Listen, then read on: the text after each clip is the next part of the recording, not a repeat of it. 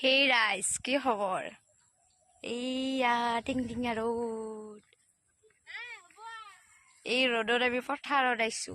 পথাৰত নহয়, পথাৰত আইছো ৰিলছ বনাবা। এই চাও ৰিলছ বনাবা ইয়াতে আলিত বহি আছে। ধান নাই পথাৰত গাই চাখনি ধান আছে তাতে বোলে তাই ফটো উঠে। দুটা ফটো মাৰি দিও, দি কিনে ঘৰত যাও। দেখছি না গাইছ, আলে বিলে হলেও মানে ৰিলছ বনামে।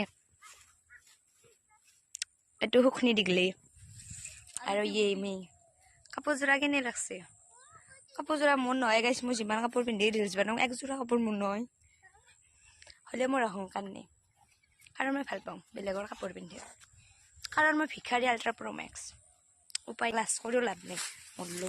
তো গাইছ ৰিলছ কেইটা বানি লওঁ, তাৰে পিছত আপলোড কৰিম। লাইক কমেণ্ট যি দি দিব। বাই।